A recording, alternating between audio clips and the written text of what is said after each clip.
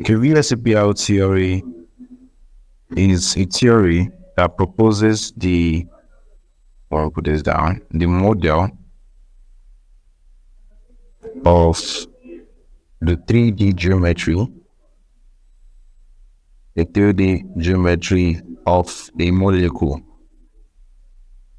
How they do this? You need this by counting what we call electron clouds, okay, or valence electron bonds. You understand? So what VSEPR actually stands for is valence shell electron pair repulsion theory. Valence shell electron pair repulsion theory. And what does it talk about? It talks about, or it proposes the model of the model of the 3D geometry of a molecule by counting what's the electron clouds or the valence shell electron bonds. Okay, so with this theory, we can predict the shape of a molecule. For example, you hear that the shape of CH4 is a tetrahedron or it's tetrahedral. So okay, this is 3D. This is 3D geometry of what? Of CH1. One more thing that VSEPR predicts is also the angle, something they call the bond angle.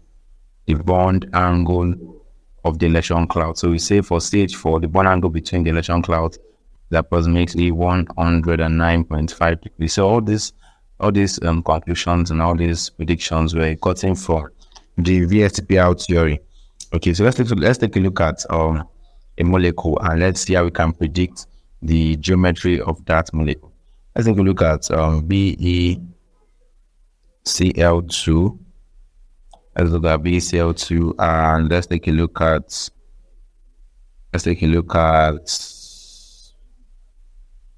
CO2. These are simple molecules.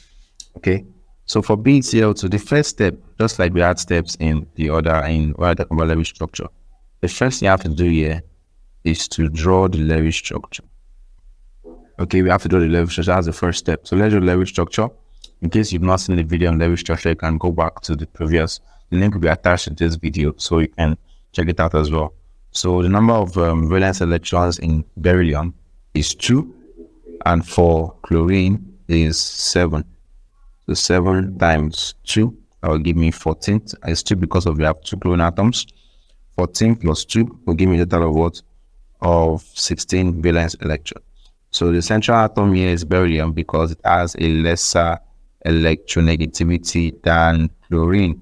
So we have used how many bonds here? We have used 2 bonds which contains 4 electrons. So removing 4 from here, we're going to have 12 valence electrons. Okay, so what do we do next? We assign the valence electrons to the terminal atoms in form of lone pairs in order to complete their octet configuration. So I use 6 here, that's a total of 12. Remove 12 from 12, we have 0. So this is the structure. This is the Lewis structure of BeCl2. Okay, step 2 is to count the electron clouds. The electron clouds around the central atom. So let's count the electron clouds and the central atom. Okay, electron clouds, let me explain what that means. I didn't talk about that before. Electron clouds is also called electron density. Okay, so electron clouds is where, let me write this out first. Electron is a region of space, okay, where the probability of finding an electron is highest. Where the probability of finding an electron is highest, which is determined by the wave function psi. So psi squared is proportional to the probability of finding an electron, but that's not related to this, so let's just forget about that. So wherever I can find an electron is what we call the electron cloud. Okay, if you look at something like this, you see, if you remember this SPDF, this is a p orbital, this is py orbital. Okay, so look at this point here, the point in green. This point in the center is somewhere they call, let me draw that well. This point in green is called the node. Okay, the node is where you cannot find an electron. You cannot find electrons in the node. So where can you find electrons? You can find electrons somewhere around here. Okay, so this region of space is called electron cloud or electron density. Okay, so the second step says you should count the number of electron clouds. So let's do that in red. So around the central atom, this central atom. So where can you find electrons around the central atom? You can find electrons here, right? You can find electrons here. So we have just 2 electron clouds. Okay, and the angle between the electron clouds, if you look at it, that's kind of straight now. The angle between them, that's the angle here.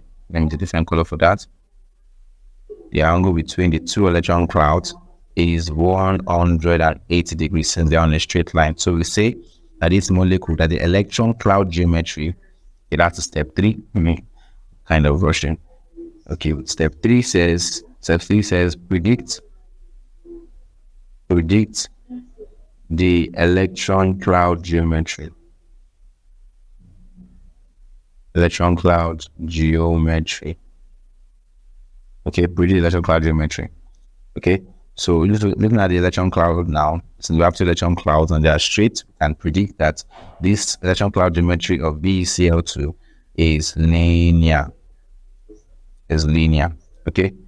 Step 4, I would say we should ignore any lone pair on the central atom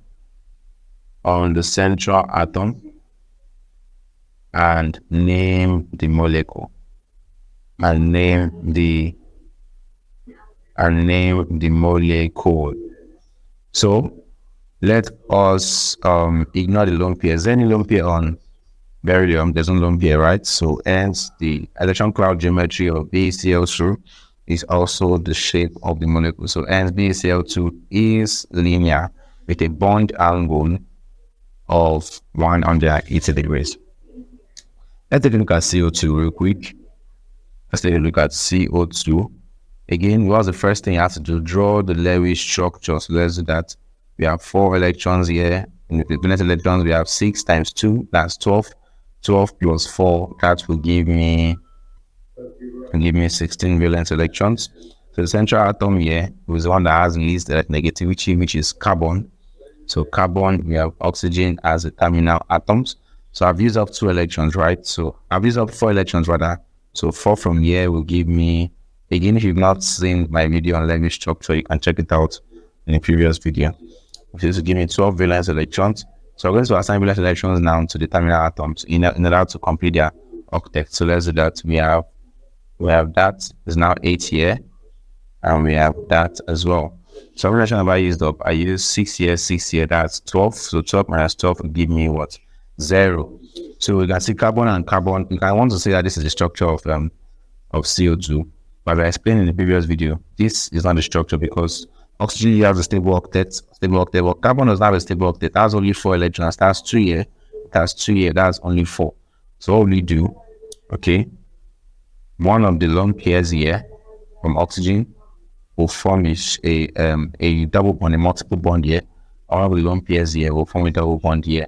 So what are we going to have now? We're going to have, again, I advise you to check out the previous video because I explained this in the previous videos. Okay, so there we have just 2 lone pairs left, 2 lone pairs here. We have just 2 lone pairs left because we've used one to form a bond. So this is the bond found, okay, by the lone pairs respectively. Now look at this now. This carbon, does carbon have the stable octet now? Let's start the stable octet. We have 1, 2, 3, 4, 5, 6, 7, 8. Now the next step is to count the number of electron clouds. Where you can find electrons is what they call electron clouds. So let's count. We have electrons in this region. Okay, we have electrons also in this region. So again, we have 2 electron clouds, and the bond angle, again, the bond angle between the 2 electron clouds, I say is straight. So this is 180 degrees.